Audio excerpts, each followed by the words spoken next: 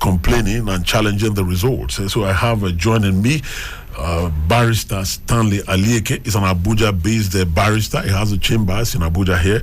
Thank you very much. Thank you. All right, Barrister. Hi. We've not seen each other for some time now. Yeah. You decided to give me the runaround or something. You're very busy. You'll be very busy. Okay. The election, we all hiding ahead. So I think even civil servant, everyone went on break. Okay, so you took some time. Yes. Okay. It's all good. We'll get. I hope we'll gradually get into the election issue. But looking at this census that is coming up in May, do you think there's been enough sensitization? And how do you think the impact, the fallout of the election now, which is being challenged and people are still furious and reacting one way or the other? How do you think a census can be successfully conducted under the current condition before this government exits? Just like you say, we are far behind. We need to know the figure, the right figure, even if it's not the right, maybe closer to the truth of our population, not the one that they will be estimating that Nigeria is over 200 million, over 250 million, over 300 million. We need to, if I think the right census, the past census of 2016 or 2006 placed Nigeria at 140 million. So since then, this is over 10 years. So we expected to. But the only issue most of us are having with this census is the cost implication. Okay. How will you say we are spending about 1.88 billion just for census to count? It doesn't make any financial sense. It doesn't make Nigerians should protest. They say they pegged it at $6 to take $6 to count per person in Nigeria. $6 is, I think I changed dollar last week. $10 should be over 6,000 or maybe within that range 5,000. How will you spend 5,000 naira just to count a person in a country where people are struggling to eat? It doesn't make sense. So and you should know that. We should know that I'm always trying to hold myself back that everything should not be say is a corruption. But where should we look at it from? The population of India is over 1 billion, I think 1.5 billion, and they spend over, I think the last census they did cost them about $400 million. Same thing with Indonesia, same thing with Brazil. These are countries that are, their numbers are numerically higher and above Nigeria, and they spend lesser amount of money for their census. Okay. So what is the final? What led to us spending what to be spent, and half have been spent according to their budget and plan. They said they have allocated, I think, quarter of the amount to the NPC. So what is the financial cost? How will you justify it that you are spending $6 to count one person in Nigeria and spending 1.88 billion? It doesn't make sense. And why everybody is always clamoring for this census is mostly the politician, because constitutionally, when we look at the allocation formula, one of the principles, one of the fundamentals say the states with higher number of persons should be allocated more resources. So that's why sometimes I know for a fact, I know it as I know my name, that some state governors, some states always increase their numbers. We know for a fact. When you go to northern Nigeria, when I think the last census they said the population of Kano, according to 2006, was about 9.4 million people, and Lagos was 9. When you hear some figures coming from states, you will know that they are not up to these things. They are not up to this number. But because of the greed or the selfishness of the leaders of that state, what they do is they will increase the number of the state. Let's say a community that we know for a fact that shouldn't be more than 1,000 person, or a local government that we know for a fact shouldn't be up to 10,000. Of course, we know we go around these areas. The politician or the local government chairman or governor will say, okay, these people is 100,000, because they are looking to maybe to partake or to have a lion's share of the financial allocation of the national cake, and it doesn't make sense. We are not being honest with ourselves. So that just have been the grievances. But of course, the chairman of National Population Commission, that is Nasir Isakwara, he has said that there is no way anyone can influence the result of the census, that there is nothing you can do. And you have to understand that it's not about me coming from Delta or Edo. I'm going to be counted here in Abuja during the census. So you are not going to go back to your state to be counted. So does that relate with what you just said? I'm being counted in the FCT, despite me originally coming from Delta State. I think it makes absolute sense. It has been I've been one of those at the forefront saying what should matter the most should be your state of residence, not your state of origin. It doesn't. I stay in Abuja. I pay tax here, so I should enjoy the amenities. Yes, and I pay for it. So if I shouldn't be, maybe because what they do then, everybody will go home. It doesn't make sense. Just imagine you travel for election. Even the whole thing, people traveling back for election or to go and contest, doesn't make sense. The way this introduction or the way you should be counted where you reside. Yeah, that's exactly what he said. That you don't have to travel, don't go anywhere. You're going to be counted where you reside. But I still strongly believe that they will look for a way to manipulate the numbers. It's to gain what? Like you said, just like I said, to have a lion's share of the national cake. They will have a way. They will always have a way. Why are those things so important to politicians? They want to say there are more Christians than Muslims, or there are more Igbos than Yorubas. Why is that important? Why do those things bother us in our country more than the physical development, that we're having a good life, a better system and all of that? Why is it that you just want to feel that, look, my family is larger than yours, there are more Christians than Muslims, or there are more Hausas than Igbos? Derivation formula.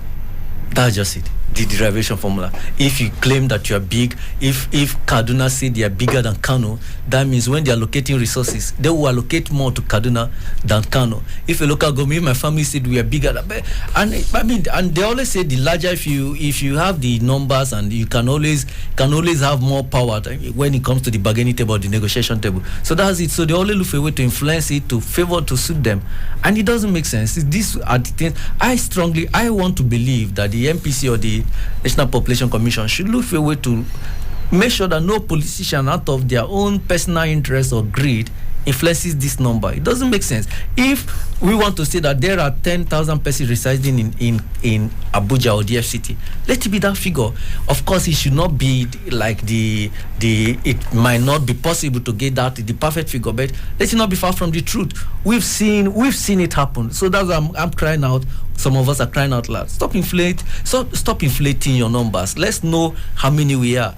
If you go, I will always make mention of some states, because some states you will drive for like an hour, it will be a desert, nobody residing there. So sometimes you will look at the numbers coming out during this the national election opened our eyes to a lot of things. How will you claim that your states have 10 million people and you are in a general election, even if there were political party or people do not come out to vote, at least the people that voted or participated in the election wasn't even up to 10% of the people you claim that are in your state. So it doesn't, all these things, the whole lies, it will just fade and just know that no, there's something wrong somewhere.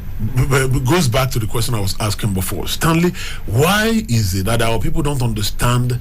Is it due to illiteracy and poverty that we must lie about everything? Because we are talking about governments now. Stanley, even us as individuals, you are looking for a job. They say, how old are you? I know people who are older than me, and we're working in government, and I'm older than them when we get to the office and things like that.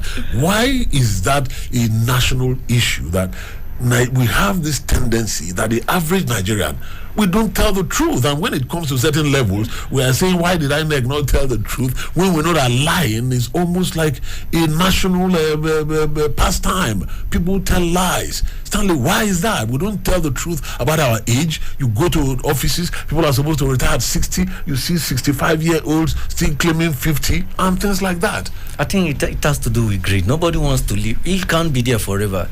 The word they call football is, if you go to, just like you say, if you go to government ministries and the rest, civil service and even universities, you will see them reducing their age. You'll be like, you have worked for this thing, why not just step aside so that more new people will enter, fresh brain. You just reminded me, when I graduated university, I was already over 30, and I had my colleagues who were over 30. They claimed that they were less than 30 because they wanted to serve.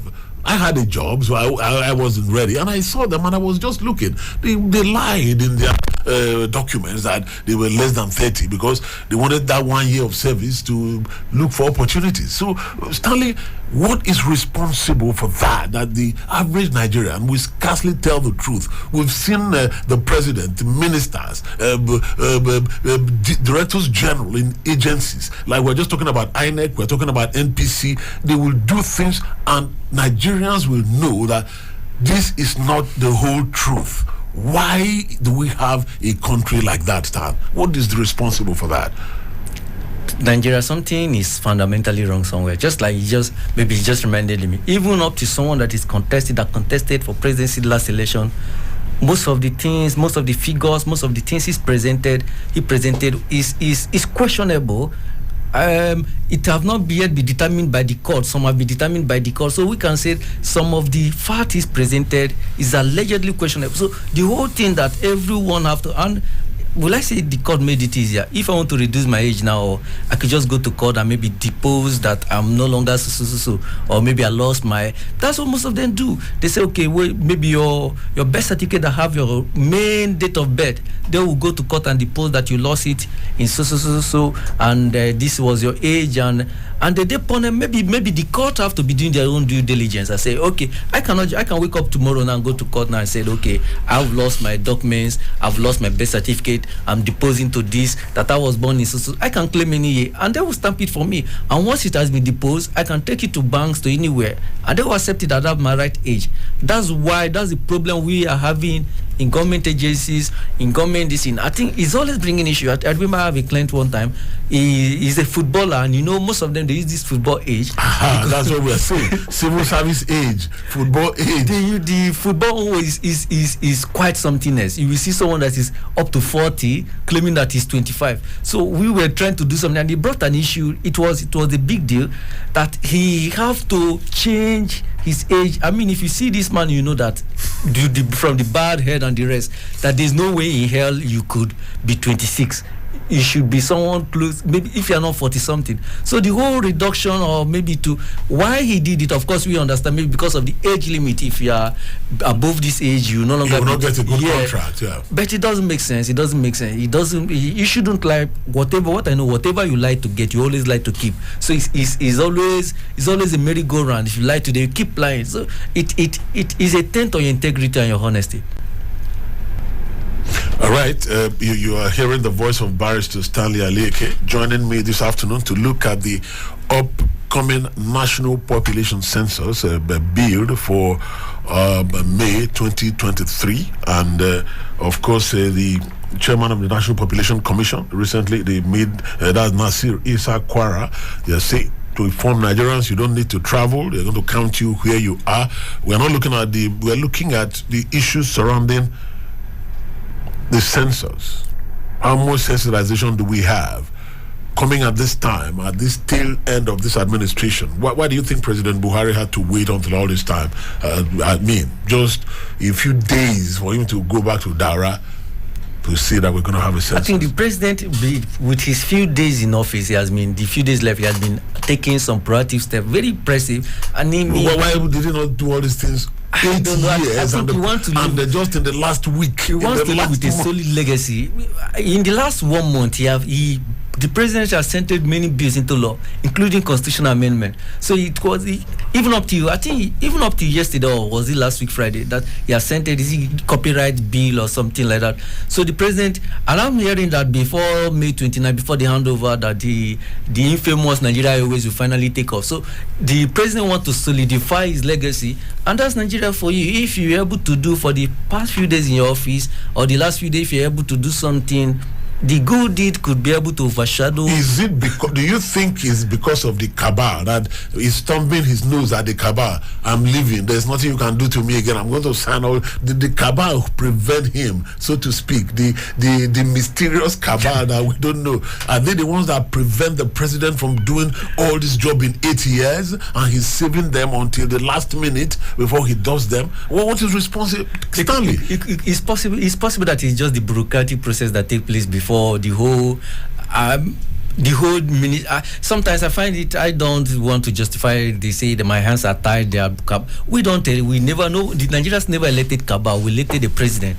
We did not elected. We did not. Nobody voted for presidency. We voted for one person. Okay. So the buck stops at your table. The whole thing that the cabal is the cabal. That the same excuse that the vice president was giving, that my hands are tied. I don't have so much influence. It doesn't make sense. But the problem, the thing I'm seeing him doing is he just wants to solidify his legacy. Of course, no. Despite the fact that most of these people close to him, his aide might be telling him the lies and that Nigerians are happy. He will always know that people have been complaining.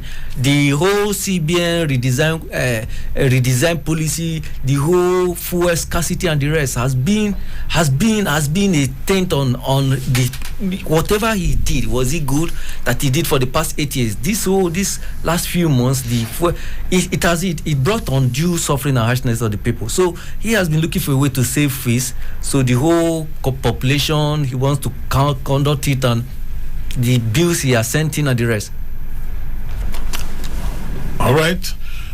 This is Citizen FM 93.7, reaching you from the center of the city here in Abuja. I understand that maybe you have to, if you are interested, you may have to join us early. It's Ramadan season, and we have some programs that come into our shoes at certain times, and they do not give us enough time for you to interact with us. So we may have to open the telephone lines earlier than usual. But I still just have a few more questions to ask Stanley. Let him tell us from his, as a lawyer, he's always reading books and reading law books and interacting with his clients, to tell us exactly where do we stand. So please don't forget, when we open the lines, those of you who have the numbers, but I'll be taking the numbers when we are ready to take your calls. Now, Stanley, you talked earlier about the budget. And then we've been talking about the elections. And when we look back over the years, every census we've had in Nigeria has been disputed, the way we are disputing election. Now, we have a disputed election, and we're not going to have a census. Do you think that the result of this census, I know we've not held it yet, do you think with the atmosphere in our country now, we will have everyone in Nigeria at the end of the day, because will accept, let me not say too much, will accept the result of that census? We just hope of course, people will contest it, because even when it is rightfully conducted, because we've lost faith in the Nigerian system, we always believe that there is mago. Why is it always so, Stanley? Why is it always that we don't trust every day you hear Nigerians say we need stronger institutions, and when the institutions come up with a result of an event, we are the first to doubt them. So how will they get stronger if we keep challenging them and telling them that they are telling lies?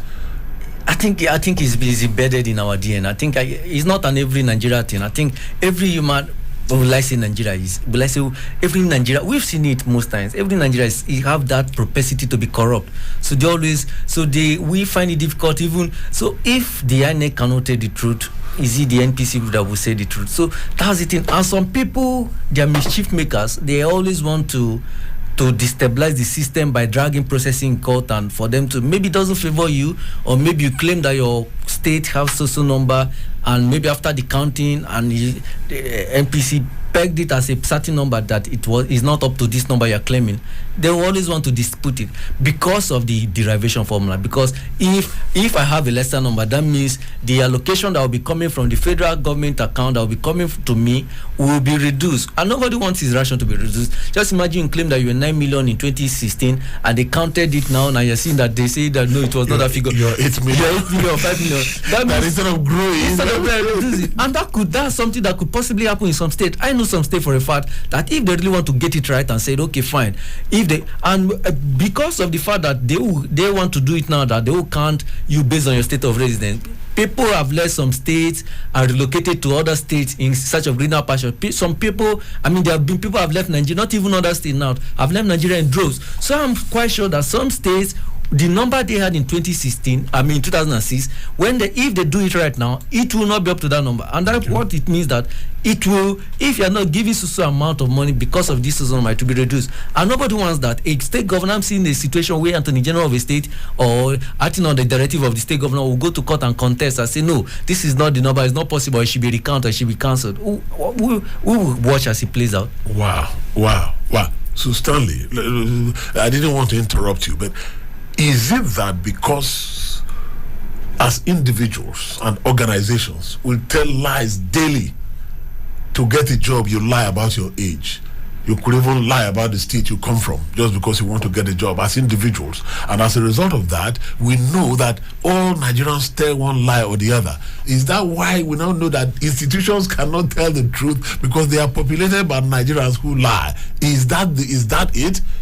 In fact, some institution in Nigeria is even pegged, is even built around lies. Right from who is saying it, you will know that maybe the person forged the document to get there. You want to look into it, you see that the people, it's been happening that maybe. So Stanley, we're a lying nation. Is that what Stanley? No, this is serious, Stanley. So we're a lying nation. No, let's just most of our things are built on falsehood. We have some black sheep amongst us, which and that is why we don't believe anything. Which tends to overshadow the good ones. So that has always been the problem. And the bad the bad ones have a way of shining over the good ones. And the Nigerian system is always, if you cannot beat them, you join them. Just imagine a state a state ministry where it seems everyone is living in a lie and you just want to come that you are the moral person and you won't survive there. They will look for a way to kick you out. And you, just to respect yourself, will even resign. So that always be the problem. In fact, I was reading somewhere, they say some state ministries or some state institution, they know all these things, that some of the people that have traveled out for the past 4-5 years now still collecting salary.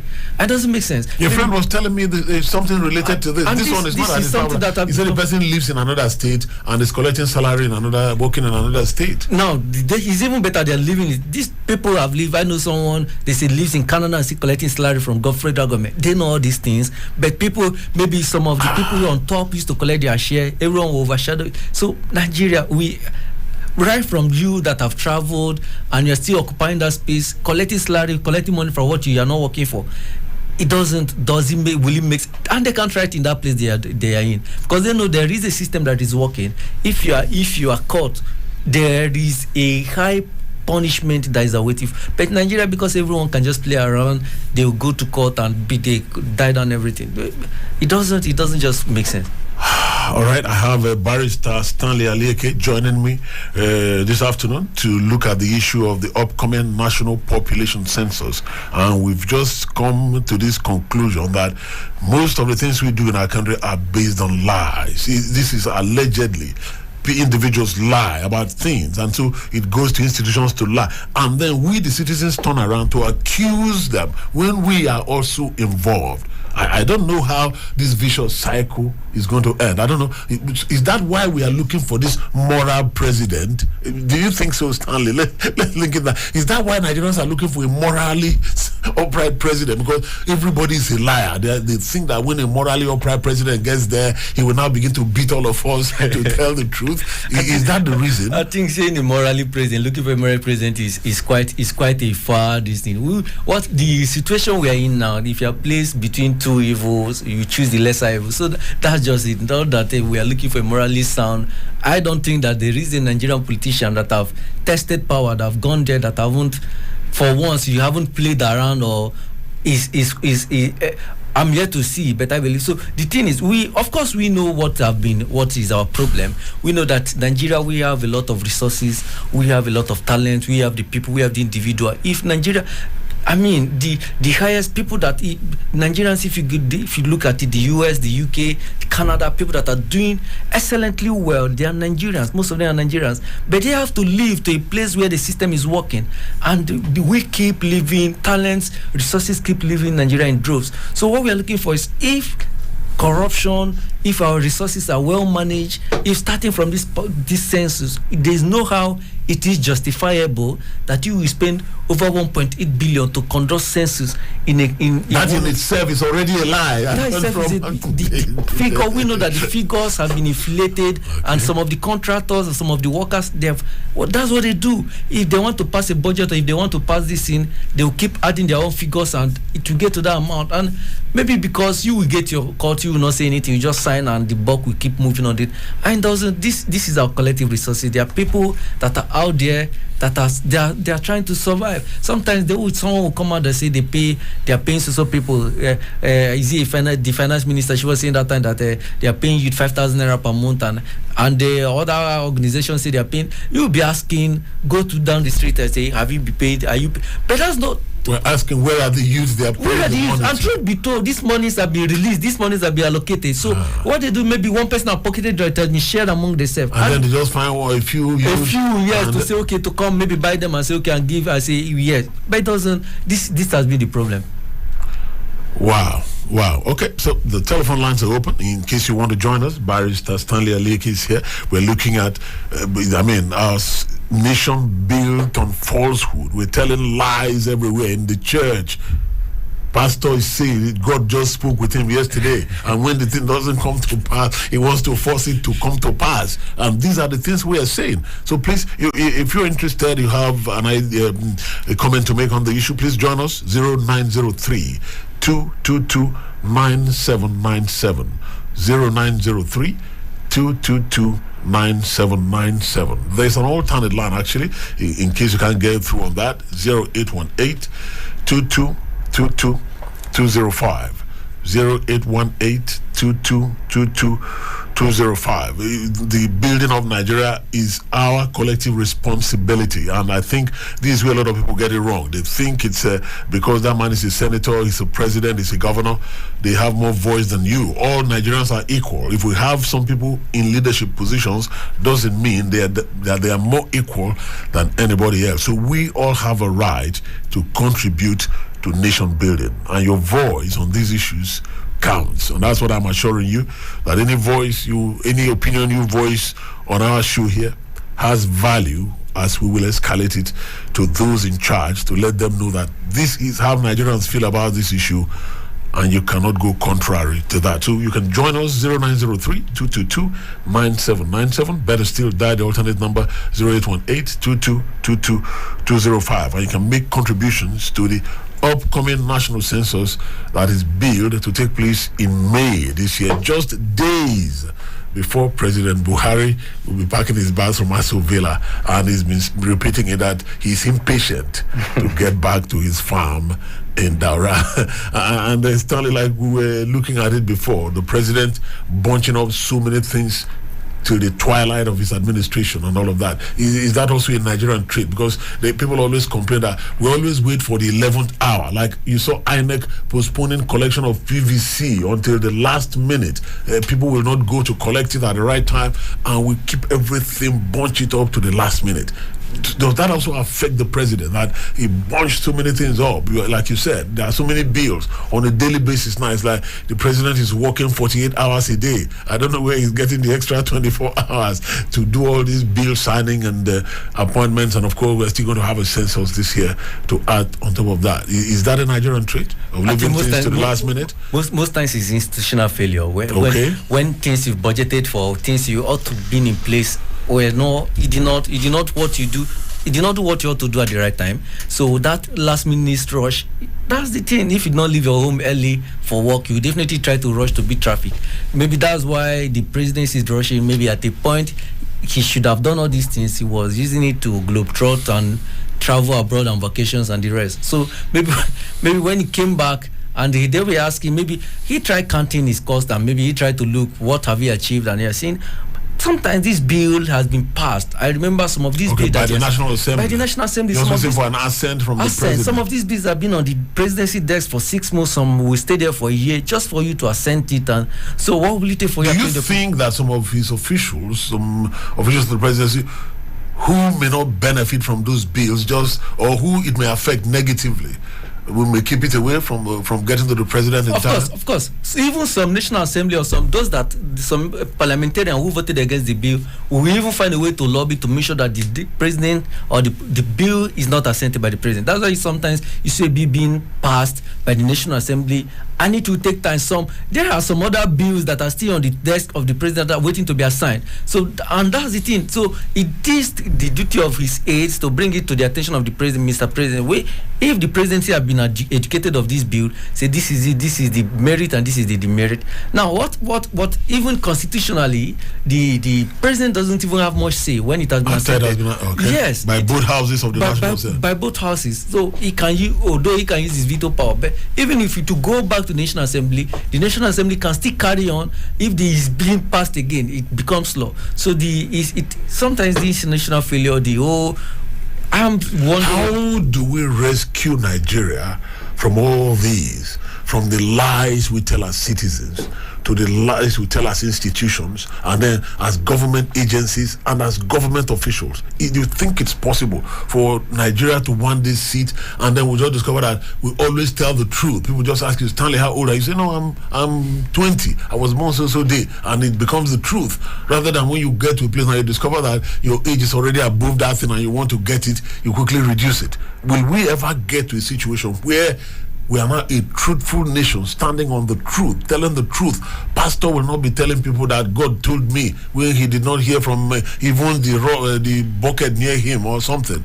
I think the thing have to fall back to the law. If people see that they are strict or there are serious consequences for your action, human being, if you put your hand in the fire and you get burned, nobody will tell you to do that. If you see your colleague that maybe because the punishment you lie or you reduce your age, just you want to stay more in the office, I see that, okay, the punishment for that is you will not be paid your pension, you will be compressed, or you will be when the whole situation is already compromised, when that person who is supposed to do the arrest is already compromised because he also lied to this is what I'm saying, that if the whole lie has entangled everybody, how do we do this? I was watching Ayofa show on one television station the other day. That is the former governor of Ekiti State, and they said, look, the whole system is bad. Everybody, journalists, lawyers, government, politicians, say we need to sit down and draw a line as a nation. Say from here, let's start a new thing.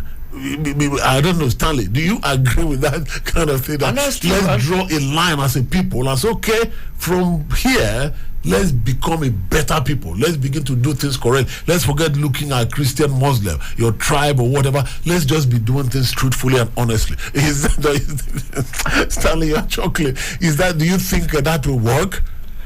Of course, everything is possible. The only problem, just like you say, why I smile is the judiciary that ought to be the upholders or the umpire of these things. Sometimes they are sometimes be caught in this web. You see a judge being at the center of a lie, a judge taking bribes and the rest. And it has been the police, just like you rightly said. I've seen a situation where a policeman will reduce his age because he doesn't want to leave sooner. Doesn't want to retire in time. I even had an issue that a deputy commissioner of police in this Abuja, he was promoted to another distance, and the police that was there refused to leave. So they have to. It became a serious issue.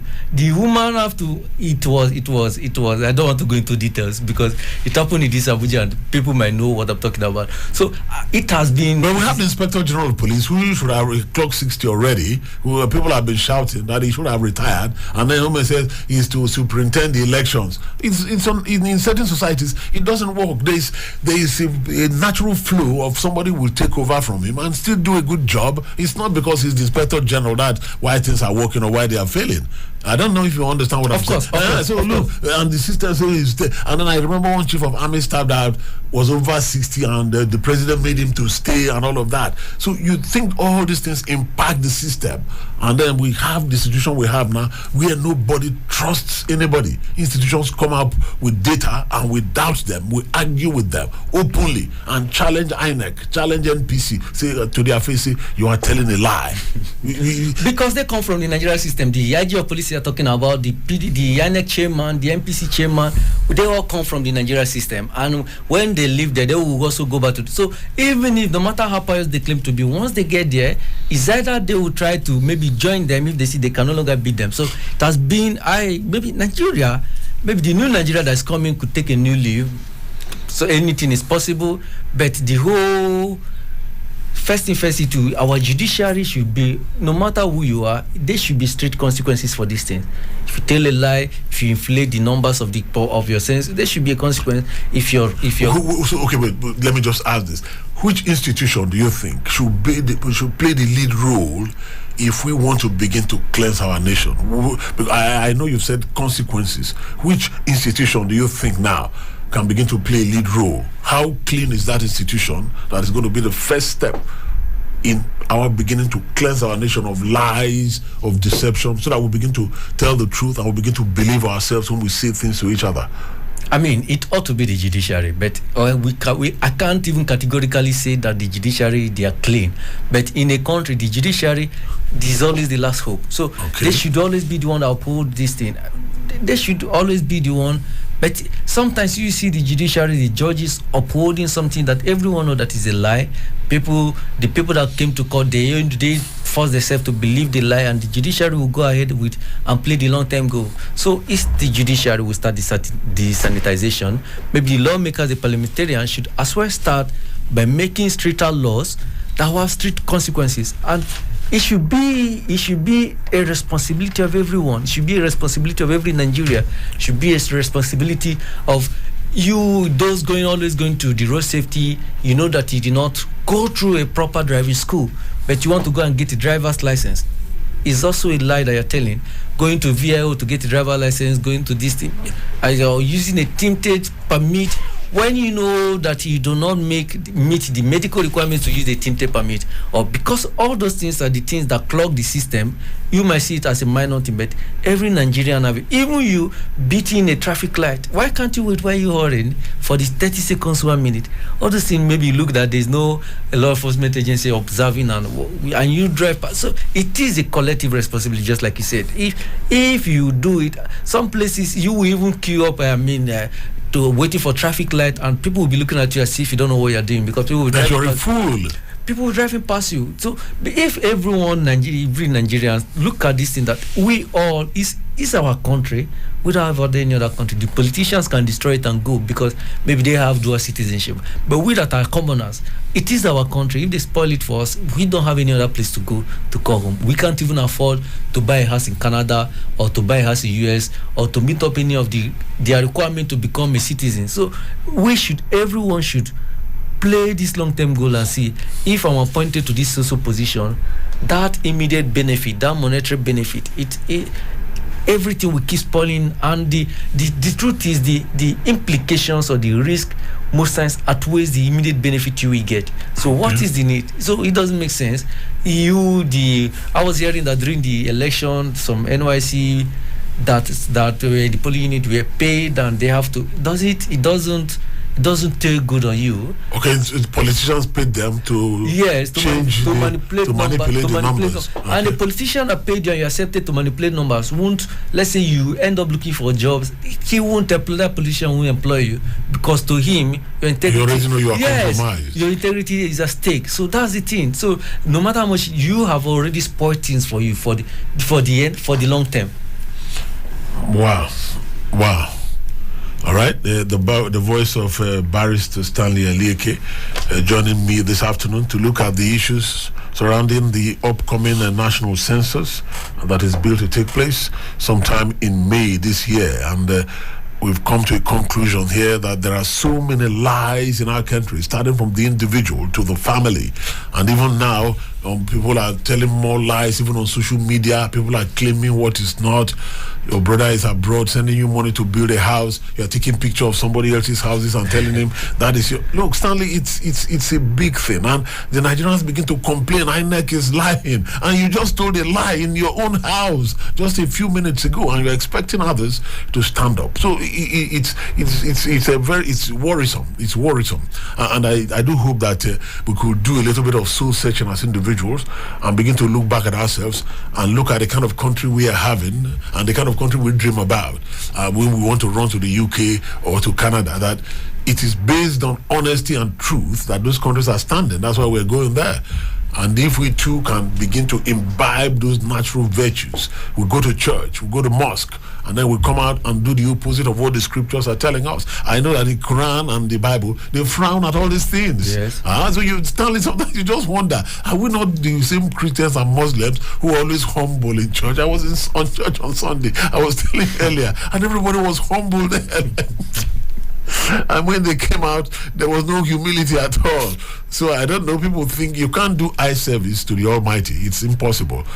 So Stanley, I want to really thank you for joining me this afternoon to look at these issues. I know they will never end, so I hope that when next I call you, I'll create a time when you are not so busy collecting. You're a lawyer now. They say you guys make a lot of money. So I hope you have time to join us again here on Citizen FM. Of course, it's always a pleasure. Thank you so much for coming. It's a pleasure. Thank you. And to those of you who listen, want to thank you so much, but please don't forget, this is our country, the only one that we have, and it is our duty. It is not until we have an upright president to whip all of us in line. We, as individuals, can make up our minds to start with ourselves to be that great citizen that Nigeria needs. My name is Ernest. I want to thank my producer, Fred Nice, for his good job for now. It's the Ramadan season, and of course, we'll be taking you to call to prayer. Don't forget, tomorrow I'll be back with another edition of the program, Politics Now. Do have yourself a wonderful afternoon. Bye-bye.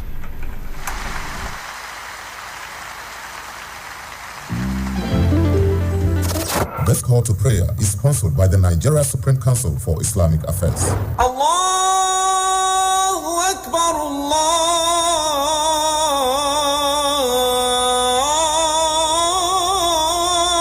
Akbar.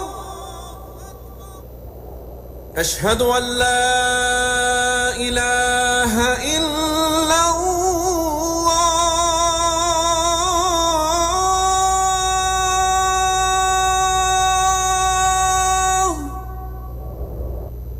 أشهد أن لا إله إلا الله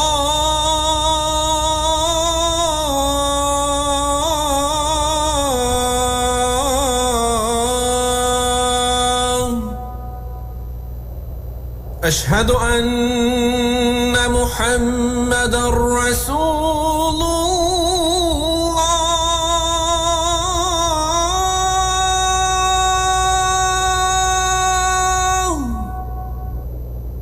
أشهد أن محمدًا رسول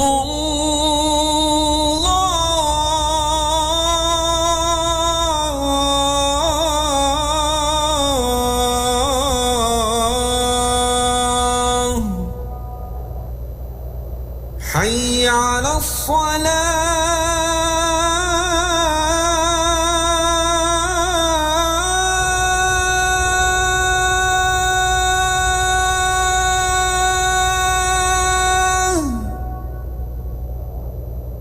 حي على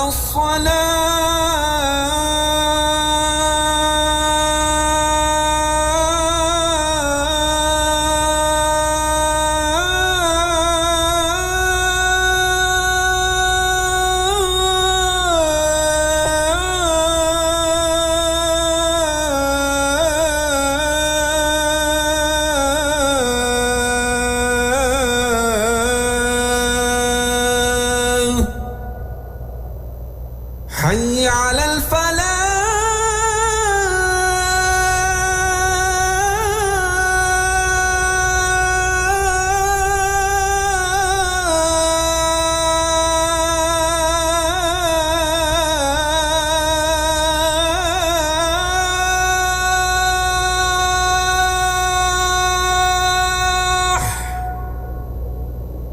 حي على الفلاح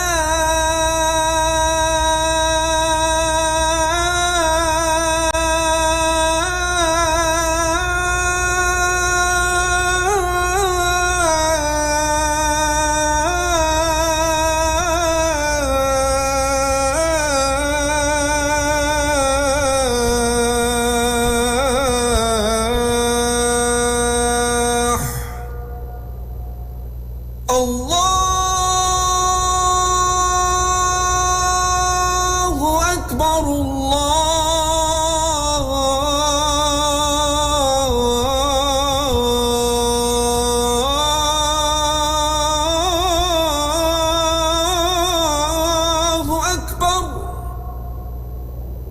لا